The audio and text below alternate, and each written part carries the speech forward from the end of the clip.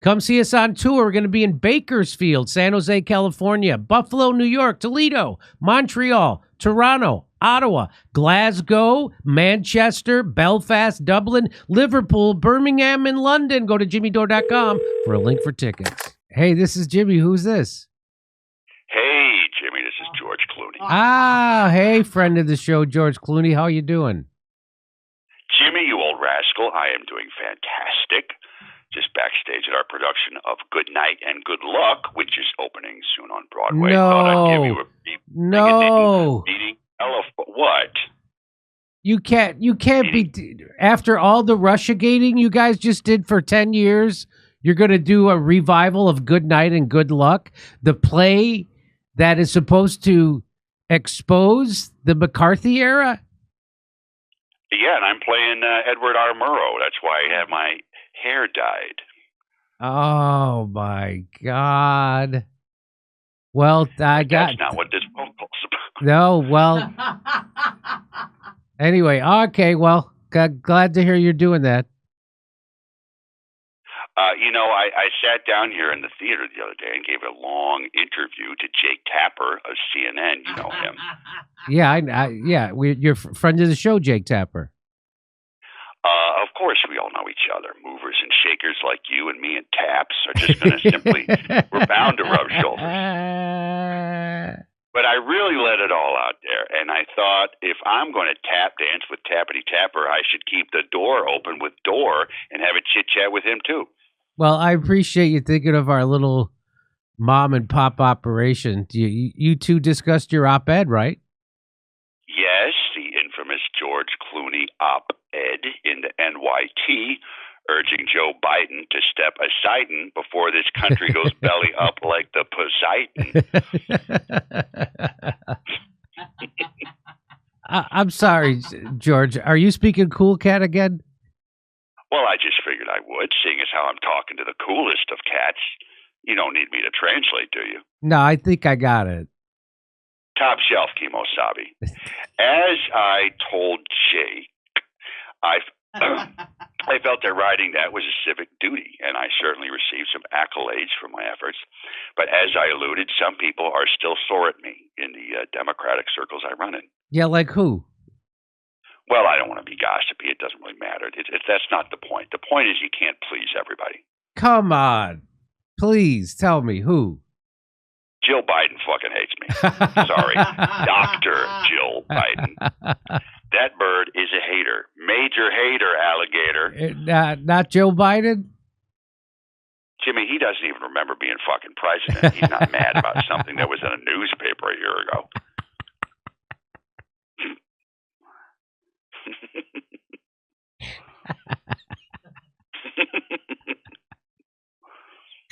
Wow. Oh, yeah, trust me. Elvis has left the building. Yeah. Also, I said there should have been a primary to replace him, which makes Kamala Harris not my biggest fan because the implication is clear. She was never going to fucking win. She's a bozo. She ran on identity, and now Trump is president again. Yep.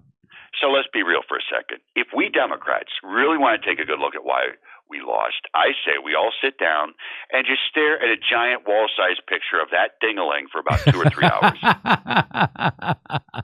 Damn.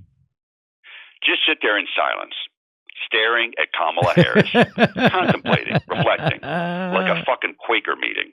Yeah. Just quietly thinking to ourselves, wow, we thought running her would be a good idea. We actually thought she might be president. Pretty crazy in retrospect. If we're going to move forward as a party, we need to withstand a little self-flagellation over that, the biggest political mistake in modern fucking history. And then never speak her name again, not once. Wow, that's harsh. Yeah, she doesn't like me either. Yeah, well, then who should the Democrats look to for leadership moving forward? Oh, my God, I want to know.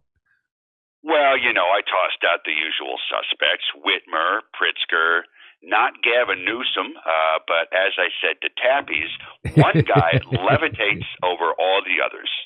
And who's that? Maryland Governor Wes Moore. This guy is a rising star. He's a dynamic leader. He's young and exciting.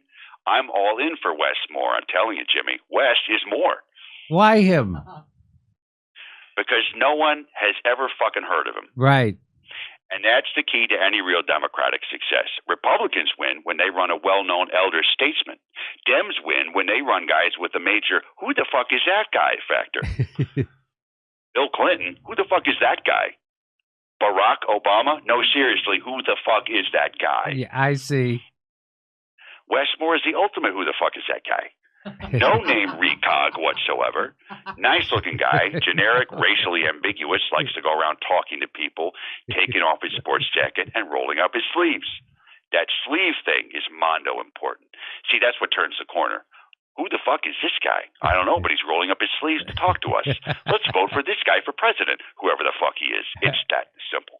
Honestly, this is the most honest strategy talk I've ever heard from a Democrat. I think you missed your calling.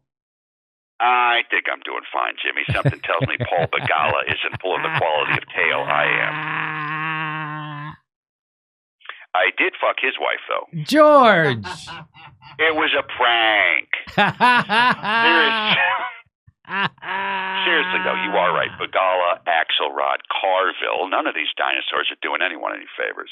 They need a pragmatist, and they don't have one. God damn it. Maybe I will do it. I got the president to fucking resign after all. Get in there, George. Tell him what's what.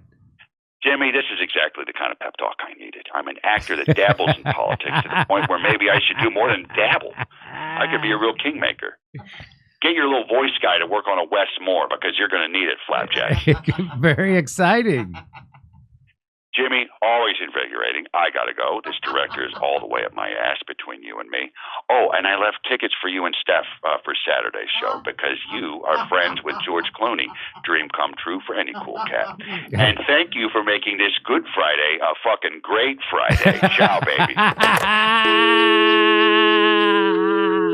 Come see us on tour. We're going to be in Bakersfield, San Jose, California, Buffalo, New York, Toledo, Montreal, Toronto, Ottawa, Glasgow, Manchester, Belfast, Dublin, Liverpool, Birmingham, and London. Go to jimmydore.com for a link for tickets.